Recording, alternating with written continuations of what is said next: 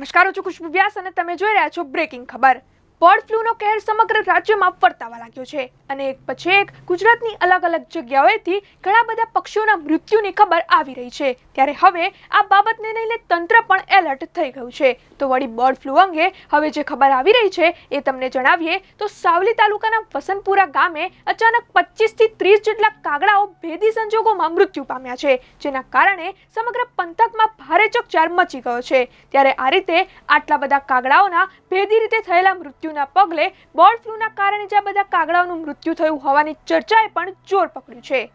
ત્યારે હવે આ મામલે તમને હજુ વધુ જાણકારી આપીએ તો સાવલી તાલુકાના વસનપુરા પંથકમાં ગઈકાલે સાંજે જ્યારે પક્ષીઓ પોતાના માળા તરફ પરત ફરી રહ્યા હતા એવા સમયે અચાનક 30 જેટલા કાગડાઓ ભેદી સંજોગોમાં ટપોટપ મૃત્યુ પામ્યા। તો હાલ જે રીતે બર્ડ ફ્લૂ કહેર મચાવી રહ્યો છે એવામાં આટલા બધા કાગડાઓના એકસાથે મૃત્યુ થવાના કારણે સાવલીમાં લોકો ગભરાઈ ઉઠ્યા અને આ અંગે જે વધુ જાણકારી સામે આવી છે તે મુજબ ગામના સેવાભાવી યુવાનોએ બર્ડ ફ્લૂની આશંકાએ આ મૃત કાગડાઓને ભેગા કરીને મીઠું ભભરાવીને ખાડામાં દાટી દીધા છે, જે તમે આ વિડીયોમાં જોઈ શકો છો। જ્યારે સમગ્ર વિસ્તારના લોકોએ હાલમાં દેશમાં કોરોના મહામારીની બીમારી બાદ હવે જે બર્ડ ફ્લૂની બીમારી ફેલાઈ છે તેની આશંકાને વ્યક્ત કરીને તંત્રને સાબદું પણ કરી દીધું છે।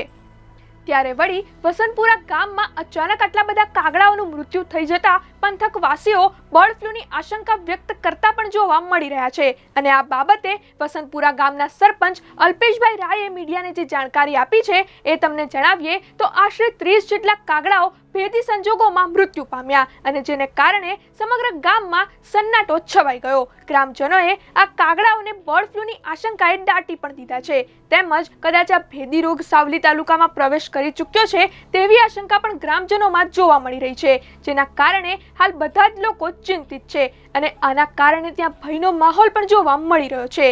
જો કે આ રીતે 25 થી 30 જેટલા કાગડાઓનું અચાનક મૃત્યુ થવું એ ઘણા બધા સવાલો ઊભા કરે છે અને આ મૃત્યુ બર્ડ ફ્લૂના કારણે છે કે પછી આની પાછળ કોઈ બીજું કારણ છે એ તો હવે તપાસના અંતે જ ખબર પડશે। બીજી અનેક ખબરો સાથે ફરી મળીશું। ધન્યવાદ।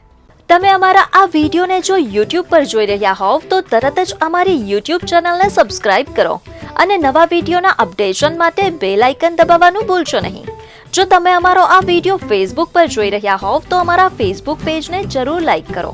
વધુ અપડેટ માટે લોકસત્તાની વેબસાઇટને વિઝિટ કરવાનું ભૂલશો નહીં।